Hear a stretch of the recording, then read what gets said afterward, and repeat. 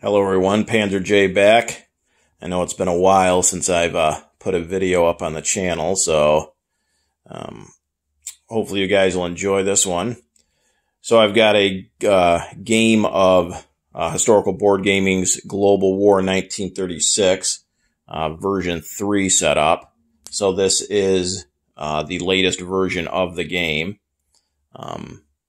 Obviously the game does start in 1936. But you could start it in 1939 if you so desired. But we're going to try this 1936 game. It looks great. The map is beautiful. Love the vibrant colors. They've got a bunch of different terrain in here, which not only is for a visual aspect to the map, but also things like mountains and marsh and rivers and all that stuff play a part in combat. Different modifiers, both for the attacker and the defender, going into various territory. So, for instance, if we take a look down here in southern Iran, that's mountainous there. Up into Turkey, same thing. Into the southern Soviet Union. You've got some rivers here. This is the Volga here outside Stalingrad. This is the Mayas, I believe, outside of Rostov in southern Russia. So the map looks great. The start date of 36. I think if you kind of look the map over, I think the start date of 36, without really having playing experience too much in the 36 version, I think starting in 36 actually presents more challenges for the Axis powers, I think. I could be wrong once we get into some actual gameplay. But, I mean, Germany starts out with the most income at $20. Japan second at 16. So the top two economic powers in the game to start off are both Axis. But if you look at the units on the board, I mean, Germany, there isn't any country that really has a ton of stuff on the board. But as far as Germany itself, they don't start out with a whole heck of a lot. It is 1936 again, so that is, fairly realistic. But you've got to hope that as the Axis, the Allied powers are kind of sitting around appeasing you like the Allied powers actually did in prior to World War II. And since your opponent in this game clearly knows that an Axis attack is coming at some point, I just think it makes it more challenging for the Axis player to at least find a degree of success in this game that Germany did, at least for the first 3 years, at least through 1942 in the actual war.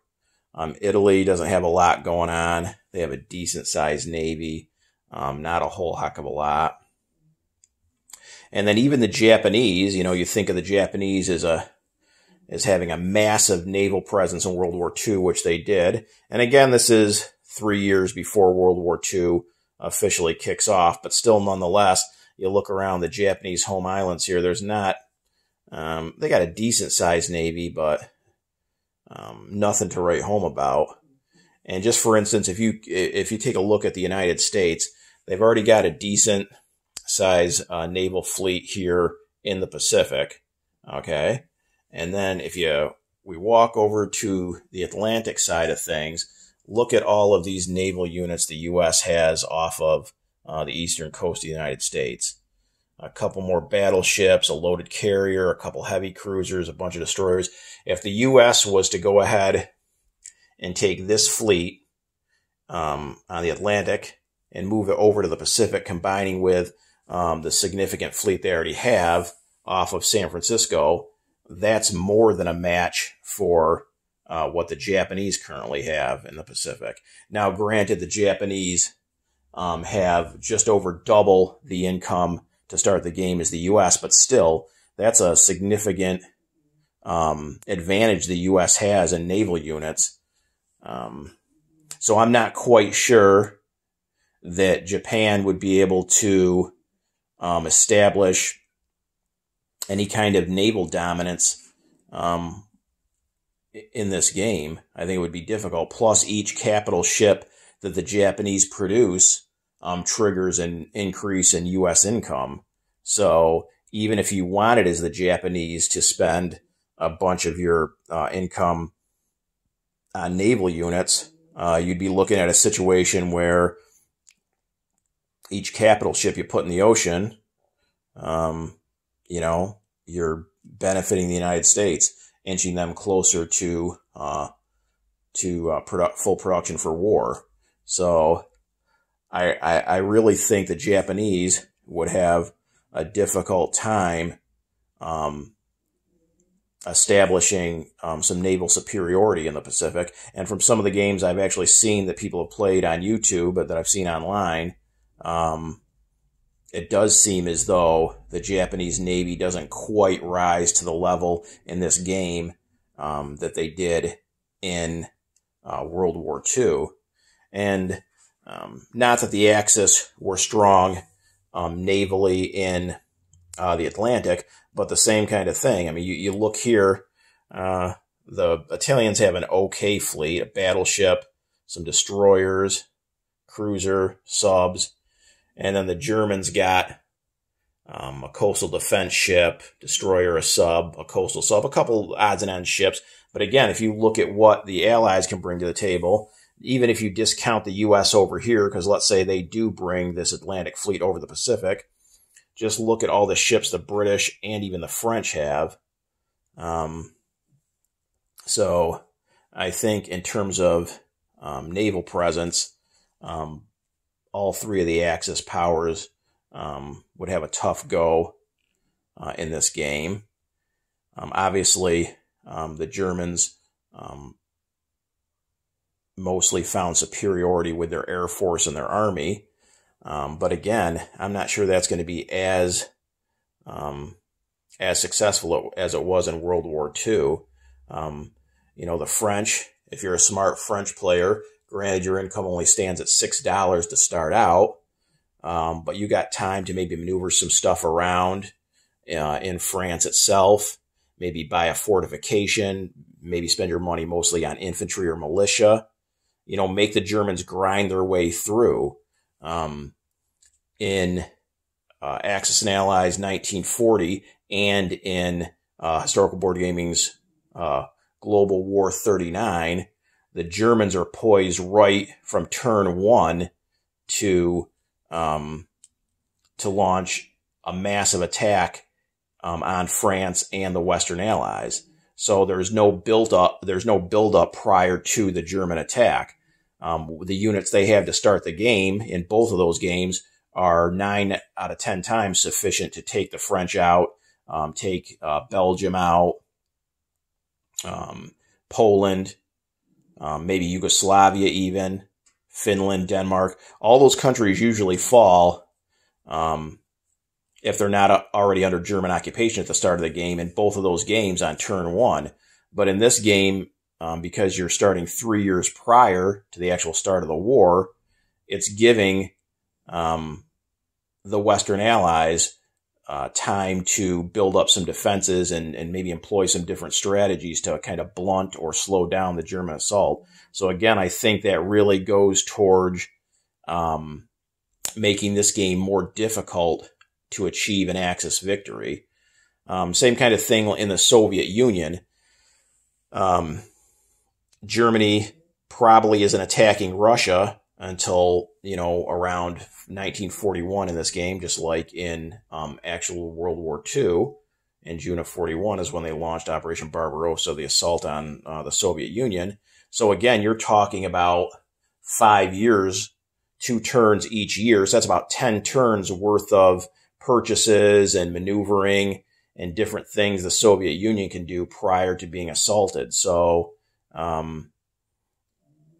again, I could be off base, but I just kind of think that the Axis definitely have their hands full starting at the 1936 starting point. You also have the Spanish Civil War is currently in full effect here. That and some of the conflict here with the Japanese in China is the only combat that's going on to start the conflict, to start the game. As far as the pieces themselves, I try to keep things as color-coded as possible, partly because of simplicity, but also just because of the visual. I think it just kind of looks cool having things as color coordinated as possible, not just in terms of the playing pieces, but the chips that I'm using as well.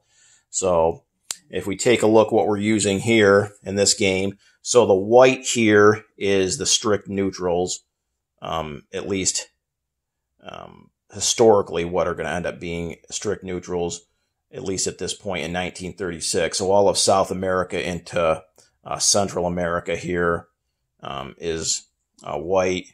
We got some of the territories in Africa, Portugal. Moving up here into Europe, Yugoslavia, Turkey, Greece, Switzerland, Denmark, Norway, Sweden, and then over into the Middle East with Saudi Arabia, Iraq, Iran, and so forth. So that's what white represents, as the neutral nations. We've got the olive drab green, and that's, of course, the United States. Tan here is the British. The dark blue is the French. Brown here is Italy. Black, Germany.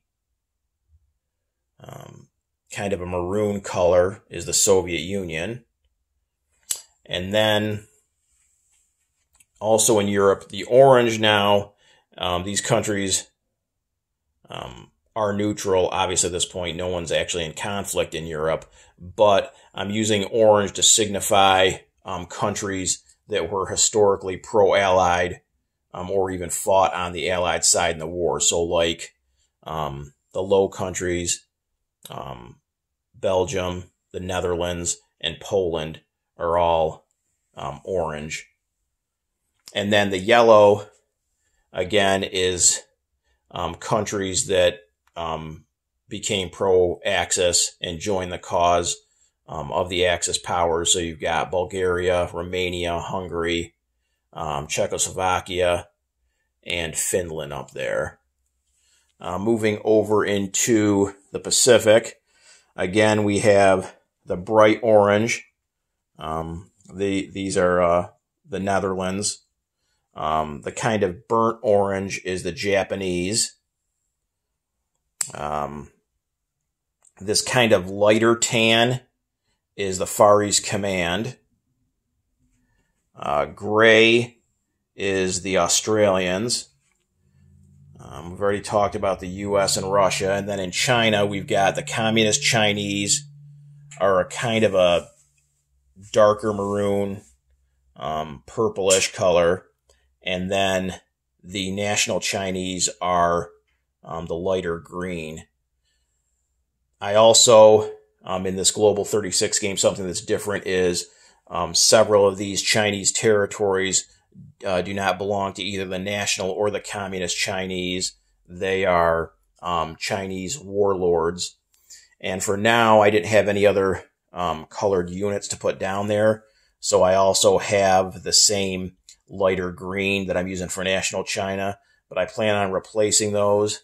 I'm not sure what color I'm going to go with for the units for the warlords. I'm not going to do a color for each individual warlord. I'm just going to do one color different than anything else I currently have on the board.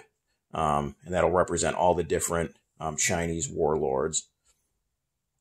So that's what the color pieces represent, which nations. And then in Spain, you've got yellow for Franco's forces, and you've got, again, a darker purplish color for the Soviet-backed Spanish forces. Another thing that's a step up with this Global 36 game, besides some of the terrain modifiers, different victory objectives, things like that. Another thing is just a significant increase in the amount of different units that you can employ in the game. So unique to Global 36 compared to 39, you have like fast battleships, you have heavy and light cruisers. So there's a distinction, whereas in 39, they're just simply cruisers. Coastal defense ships, torpedo boat destroyers, light carriers. So there's a bunch of different naval units. There's also tank destroyers, self-propelled artillery, mountain troops, militia, motorized infantry, along with the mechanized infantry that is in Global 39. So a lot of different units, which again adds a little bit more realism and authenticity to the game. The only issue you run into with that is there isn't necessarily sculpts for each of these units, especially for each country.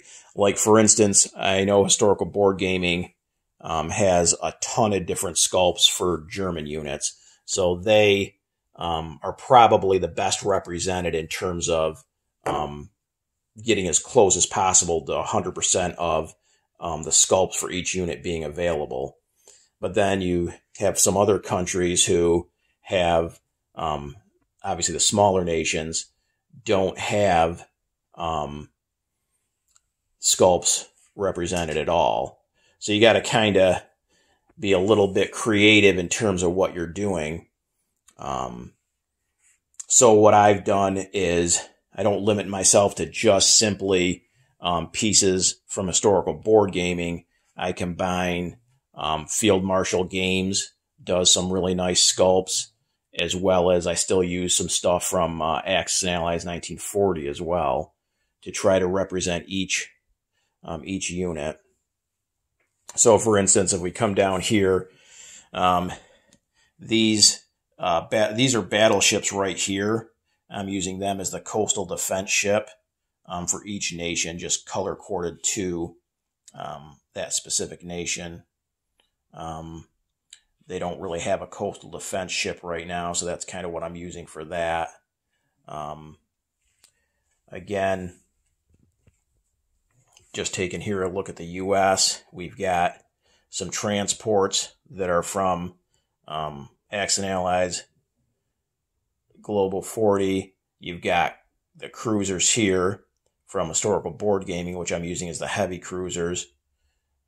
These old battleships are going to be the kind of like the first generation battleships, or at least the first generation battleships that the U.S. used in World War II. So those are just some kind of examples of, again, you just got to get a little bit creative.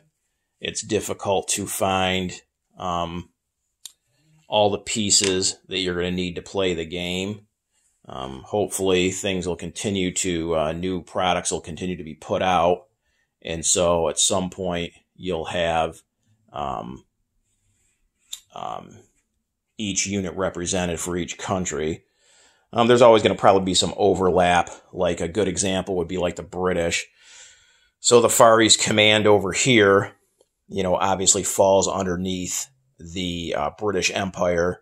So again, I'm using the lighter tan for the Far East Command units, but then not every unit is available in that light tan color. So I have to use like the British here, the darker tan British militia units, or like the minor factory, or even over here, the coastal sub and the light carrier. So it just is what it is. Hopefully, like I said, that will be, at some point, we'll start getting more units out and have everything represented. So that is the board itself, all ready to roll. we've got the production chart here. So this is something else that is different from Global 39 to 36. So this is the starting placement of these naval units. So there are certain units, mostly naval units, but other things like factories and shipyards that you can't just buy and place it down on one turn. So some units take as many as 3 stages. So you pay for the initial, like maybe $4, depending on the cost to place the unit down. And then the next turn, you can move it up 1 space. And then once it gets to the place unit box here is when it can be placed on the board. So then again, that's going to apply mostly to the heavier capital ships and some of the factories and like installations and stuff. So as you can see right here, several countries have naval units in stage 3. Now you're not obligated to move these along on your turn. So for instance, you can put a battleship down here on stage 3 and pay the initial, like I said, it's either $4 or $6 to place it down. And then you could wait several turns to pay to move it along. And you're not obligated to. You could even, leave it there the whole game if you wanted to, if you changed your mind and didn't want to finish it. So that's pretty much the board. And then the last thing we're going to take a look at is the dry erase boards we got. So we've got one here on the left, and that's the Axis. So we got coasters at the top, and those are from Historical Board Gaming, representing each of the 3 major Axis powers. And then I went ahead and got some magnets and used some lettering and some numbering to spell out Global War 36 and the Axis. And then the Axis have their own technology chart. So there's 16 different technologies you can possibly research. That is another difference between Global 39. There's I believe there's 3 extra technologies in this game. And I went ahead again and glued the marker for each technology onto a magnet. And then the production chart for the Axis. Italy starts out at $10, Japan 16, Germany 20. And then we got a bunch of roundels for the Axis here on the side. So those would be for to place over here on the technology chart, depending on what the Axis research. And then if we take a look on the right, it's the same thing with the Ally side. Again, coasters all along the top representing each of the major Allied powers: Russia, Britain, Far East Command, Anzac, France, the U.S. and China, National China. And again, the Allies have their own tech chart and their own production chart. If you take a look, it does show you here the starting income for the Allied powers. And you can see that is where the Axis do have an advantage to start. Anzac, $3, Far East Command, $5, the U.S., France, National China, $6, Russia, $8, and Britain, $11. So that is one area where the Axis do have an early advantage. And then again, we got a bunch of roundels here on magnets, glued onto magnets to place on the tech